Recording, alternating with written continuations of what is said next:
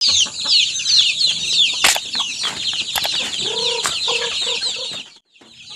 hello mga ka-farmer, magandang araw sa inyo. Andito naman tayo sa bukid at mapakain ng ating mga alaga.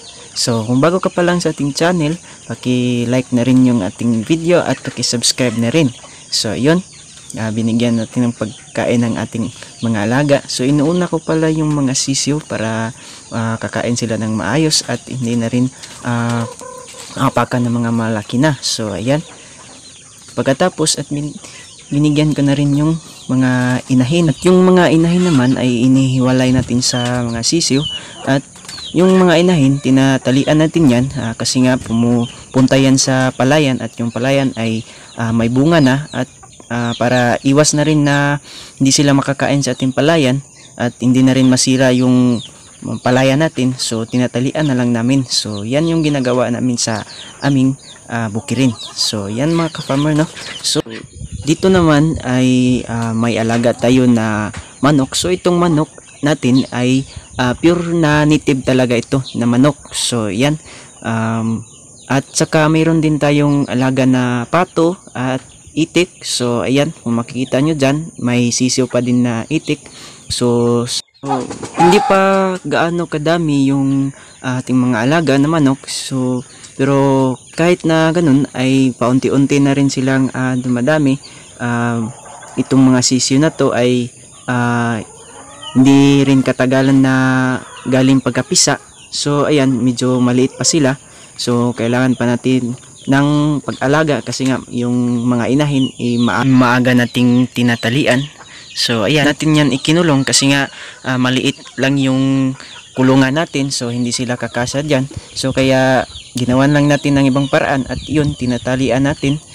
So ayun, isinishare ko lang sa inyo mga ka-farmer yung mga simpleng paraan natin dito sa pag-alaga natin sa ating mga alagang manok. So hindi lang itong mga manok yung inalaga natin at mga pato, ay nag-alaga din tayo ng baka. So yung bakahan natin ay si Papa yung nag-mamanage nito, at yung kalabaw na rin. So mayroon tayong isang kalabaw at 5 na baka. So yung iba ay hindi pa rin sa amin. So yun mga ka-farmer, at yun, natapos na nating pakainin ng ating mga alagang manok at pato. So ayun, so ayun mga ka-farmer, no, at tapos na tayo sa pagpakain ng ating alagang manok, at dito naman tayo sa ating palayan, at tingnan natin kung ano na yung estado ng ating palay. So ganito na po siya mga ka-farmer, no?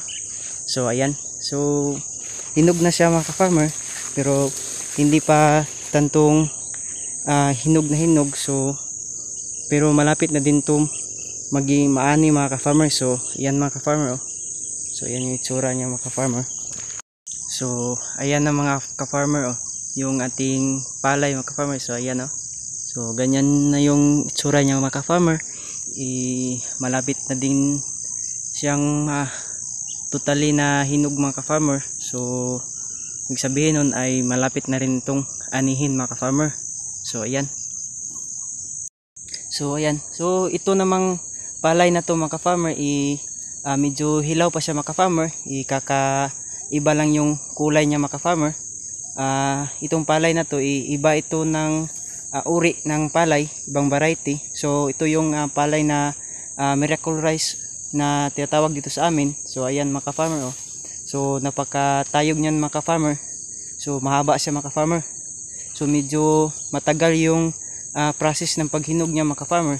So kaya hindi katulad nitong isa na to mga ka-farmer, itong hybrid na palay,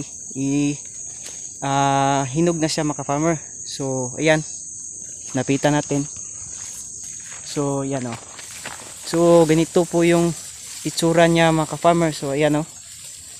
So ganyan yung itsura niya mga ka-farmer. So hilaw pa siya. So ayan.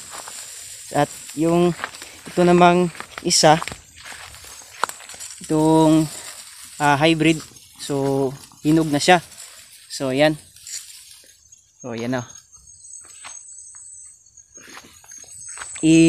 Sana nga parang hindi ito maging magsabay na aanihin. So siguro una itong hybrid na maani kasi nga hinog na din. So ayan. Sa part naman nito mga ka-farmer ay nadapa yung palay natin. So yan yung miracle rice na palay. So yan mga ka-farmer, na dahil po yan sa hangin at ulan-ulan. So yun lang mga ka-farmer, no, at sana'y nag-enjoy kayo sa ating video ngayon at salamat sa panood mga ka-farmer.